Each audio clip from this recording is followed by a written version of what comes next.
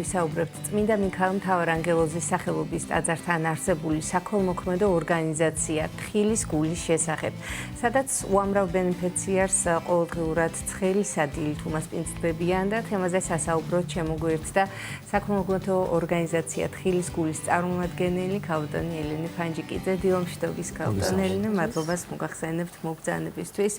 აღნიშნეთ, რომ ყოველდღიურად ხდება ცხელი სადილით გამასპინძლება ხომ თქვენი ბენეფიციარებისა.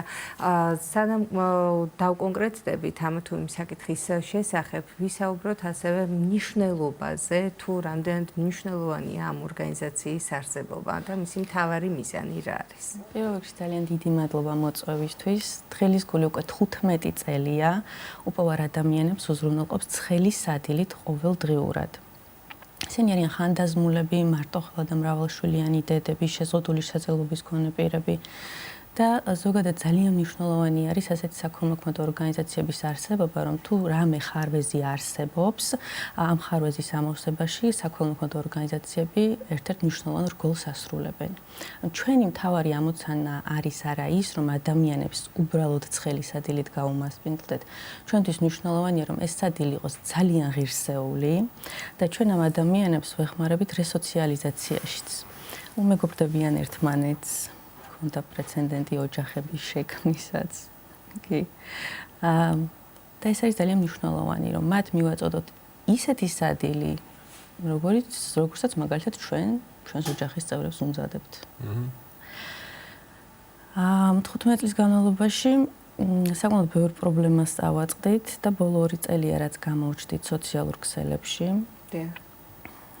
და დიდი სურვილი გვაქვს, რომ საზოგადოებას ჩაერთოს. და პრობლემებზეა საუბარი და როგორ მოხერხდა თქვათ ამ საკითხების გადაჭრა. ფინანსური პრობლემებია. 13 წლის განმავლობაში ეს ორგანიზაცია ფუნქციონირებდა ისე, რომ ფაქტობრივად მის შესახებ არავინ არ იცოდა. მამა ალექსანდრე გალდავამ და მისმა მეგობრებმა დააარსეს ეს საქველმოქმედო ორგანიზაცია და ყოველდღიურად უმასპინძლებდნენ ამ ადამიანებს. თუმცა რა თქმა უნდა, ფინანსური რესურსი ამ უწურავი არ არის და ჩვენც დავდექით ამ პრობლემის წინაშე და გადავწყვიტეთ, რომ უფრო მეტი ადამიანისთვის მიგვეწვდინა ხმა. დღესდღეობით გვაქვს პროექტი მეგობარი და პროექტ მეგობარის ფარგლებში ერთი ადამიანის სრულფასოვანი ყოველდღიური კვება ერთი თვის განმავლობაში გვიждდება 100 ლარი. და თუ ვინმე ისურვებს ბენეფიციართან დამეგობრებას და 100 ლარის ჩარიცხვით ეს ადამიანი ყოველდღურად მიიღებს ცხელ სადილს. საკმაოდ წარმატებული პროექტი აღმოჩნდა და ბევრი მეგობარიც გამოგვიჩნდა. და ეს ერთად ფიზიკურ პირებს ეხება თუ ორგანიზაციებს, რამდენად არიან ფიზიკური პირები არიან ჩართულები. ძირითადად ფიზიკური პირები არიან ჩართულები. ჩვენ და გასაოცრად ორგანიზაციებისთვის, როგორც აღმოჩნდა, ქველმოქმედება არ არის მარკეტინგულად მომგებიანი. ძალიან სამწუხაროა. ქველმოქმედება არ შეიძლება მომგებიანი იყოს საერთოდ და ანგარებით თუ ქველმოქმედება აღარ აქვს ქველმოქმედება. ძალიან მნიშვნელოვანი არის ზოგადად ასეთი ორგანიზაციების ჩართულობა. ჩვენ მუდმივად ხომ გვაქვს აქცენტი იმაზე, რომ ორიენტირი დასავლეთისკენ გაქაღებული ძალიან აქტიური არის საქველმოქმედო ორგანიზაციები და ყველა არის ჩართული ამაში. განსაკუთრებით კომპანიები, ორგანიზაციები. ჩვენი ერთ-ერთი მთავარი მიზანიც არის, რომ შევძლოთ საზოგადოებაში ცნობიერების ამაღლება. რა მნიშვნელობა აქვს ქველმოქმედებას? რატომ არის ეს მნიშვნელოვანი? ახლა გვაქვს პროექტი სოციალური პასუხისმგებლობის ფარგლებში ბავშვების და მოზარდების ჩართვის. რაც ძალიან მნიშვნელოვანი არის. სამყარო დგას სიკეთეზე და სიკეთე იწყება ბავშვობიდან. ჩვენ თუ გვინდა რომ კონდეს ძლიერი სახელმწიფო, ძლიერ სახელმწიფოს ქმნის ძლიერი საზოგადოება და ძლიერ საზოგადოებას ის ადამიანები, ვისაც თანაგრძნობის უნარი გააჩნია. თუ ამაში დაგვეხმარებიან მასწავლებლები, დირექტორები, განათლების სისტემა, მშობლები, ჩვენ ბავშვებს ამას ვასწავლით თეორიულად, მაგრამ ძალიან მნიშვნელოვანია პრაქტიკაში ამის განხორციელება. მოვიდნენ ჩვენთან ბავშვები, გასცენ სადილი, ნახონ ეს ადამიანები. ჩვენთან იყვნენ ჩამოსულები გერმანელი და პოლონელი ბავშვები, არაჩვენმა გოგომ, ქართველმა, რომელიც ცხოვრობს გერმანიაში, ჩამოიყვანა ეს ბავშვები ჩვენთან. გერმანელი, პოლონელი და ქართველი ბავშვებიც იყვნენ მათ შორის. ძალიან კარგი ღონისძიება იყო და იშვიათად ხდება მსგავსი, რომ პრინციპში ეს პირველი შემთხვევა იყო და ჩვენი ბენეფიციარებისთვისაც ძალიან სასიამოვნო იყო და იმ ბავშვებისთვის, ვინც მიიღო მონაწილეობა.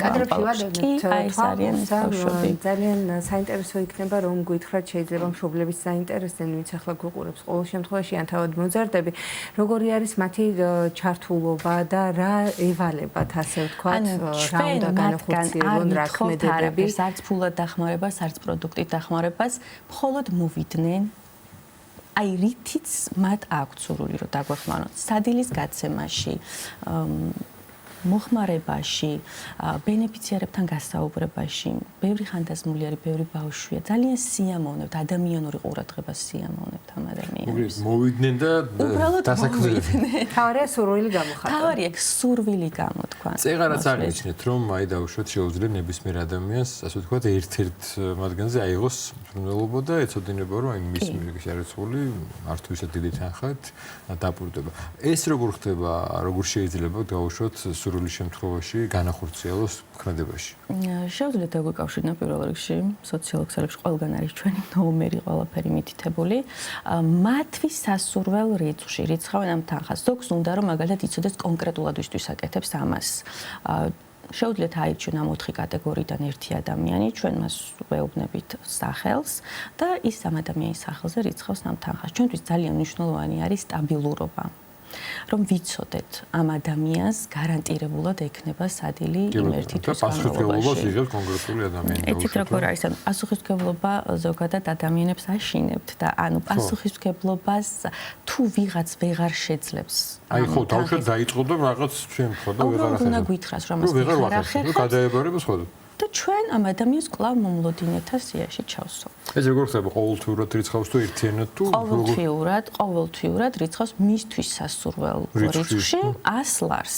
და ეს ადამიანი ყოველთვიურად იღებს უკვე. ხო, ეს კარგი ასპექტი თქვით, რომ შეიძლება ვიღაცას გავუშვდეს სურვილი, მაგრამ ფიქრობს რომ მე რო ვეღარ შევძლო რა ვქნა. იძახის და სანამ შეძლებს მადლობას გადაუხდიან და რომ რამდენიმე თვის თქვა, გქონდეს საშუალება ადამიანს იმწუთას და რამდენიმე თვის ერთდროულად. რამდენიმე თვის ერთდროულად ჩარიცხოს. ასეთი შემთხვევებიც არის. ისე ზოგადად მაინც რიცხავენ ასე თვეში ერთხელ, მაგრამ არანაირი პასუხისმგებლობა იმ კუთხით, რომ ანუ აღარ შეღებსებს, სადია მადლობას გადაუხდიან და არავინ არ დაძრახავს ამის გამო. ასევე მინდა კითხოთ პერიოდულად იყო ხოლმე გარკვეული ესეთი მასშტაბური საქველმოქმედო ღონისძიებები, მათ შორის ხიშვილები, აუქციონი, რომელიც ძალიან ეხმარებოდა ერთის ცნობადობის ამაღლებაში და უფრო მეტად გასაჯაროებაში საზოგადოებაში და მეორე მხრივ შემოსული თანხით ვიცი რომ ასევე სიკეთები გაკეთდა. თუ არის გეგმები კიდე რომ ესეთი საყოველთაო უფრო მნიშვნელოვანი ღონისძიებები ჩატარდეს. სამწუხაროდ გეგმაში გვაქვს, თუმცა საკმაოდ რთული არის. ეს არ არის მარტო სურვილი არ იქნება. ერთი რაც ძალიან უცნაურია, როცა იგებენ რომ კონცერტი არის საქველმოქმედო, დაინტერესება არ არის დიდი. ამიტომ ჩვენი, ასე ვთქვათ, ჩვენ მივხვდით რომ ძალიან მნიშვნელოვანია საზოგადოების ცნობიერება ამაღლდეს და ვთქვათ რა მნიშვნელობა აქვს ქველმოქმედების კეთებას. ძალიან მნიშვნელოვანი საკითხი არის ეს. აქვე აღსანიშნავია რომ ეს ხდება ეკლესიის წიაღში. დიახ. და ეკლესიის პირდაპირ მოვალეობაც არის და ყოველთვის იყო და ჩვენ უბრალოდ ახმოვანებელ ტაძარს ვსაუბრობთ, თორე ვიცით სხვა ერთი ტაძარი, სადაც ასევე ეხმარებიან, ხო, ცხელის ადგილი იქნება თუ სხვა საშუალებები და მადლობა ვართ ასე ხდება, უბრალოდ თხილის გული რაღაც კიდე განსაკუთრების ზრუნავს დიდი ხანია, მამა მიქაელის პატრიარქის კურთხევი და მამა მიქაელის წინამძღოლები ცხადია, რამდენი ბენეფიციარი ყავს? მამა ალექსანდრის სკოლიში. მიქაელ თავარანგელოვის ტაძარია და ამერი. 250 ბენეფიციარი ყავს და მომართვიანობა არის საკმაოდ მაღალი. სამწუხაროდ ჩვენ ვერ ვზრდით რიცხვს. თორე სურვილი მეტი აქვს სამწუხაროდ. სამწუხაროდ სურვილი გაცილებით მეტია და დღეში 64 ადამიანს მაინც ვეუბნები თუ არის რა რთულია საკმაოდ.